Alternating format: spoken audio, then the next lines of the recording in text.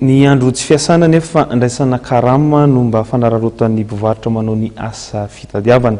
Raha ny zava-nisy androany nefa dia tsy afaka nanao ny asany ireo mpivarotra eo anivon'ny Victoria Plaza no ny tsy famohan'ny tompon'andraikitra ity toerana ity.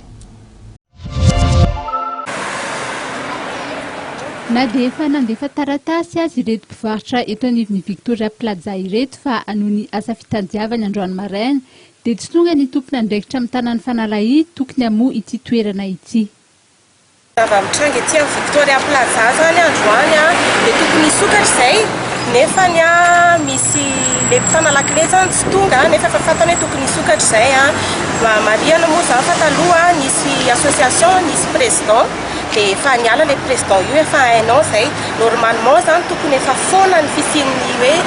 sy fisokafana amin'ny andro férié dia efa nanao taratasy zay tamin'ity semaine ity zany hoe misokatra foana amin'izay zany ny jour férié dia nefa zao hita rahantsika mahita zao fa tsy misokatra nefa marihana ihany koa fa ity bâtiment Victoria Plaza ity dia mitovy amin'ny avant 5 heures nefa zao misokatra izay mihidy. No marian'ireto mpivarotra ireto fa lafo dia lafo ny ofan'ny tsenan'izy ireo satria dia 7 alina ariary ny metatra tora-droa. Voalaza zany dia zao miofatranay aloha voalohany indrindra tena lafo dia lafo raha mihoatra an'ireo sinoa rehetrarehetran'ireo ray izay nefa izay raha manao erreur kely dia tonga dia misy amende alohanay amin'ny hofatrano zany amin'ny fahatarana nefa izay amin'izao fotoana izao tsy avela hisokatra.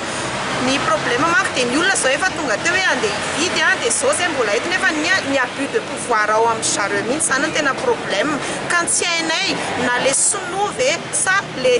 le tompon'andraikitra kely samy gasy ihany no fanao an'izany hoe efa samy fantatra zao hoe hisokatra ary efa nanome taratasy izahay tamin'ny herinandro fa dia tsy nivaliana tsisy valiny fa siosion-dresaka fotsiny no ataony ato hoe hisokatra sa tsy hisokatra. Amin'ny andavanandro moa dia tokony misokatra amin'ny 7 ora hatramin'ny 9 ora latsaka fahefany ity ivitoeram-pivarotana ity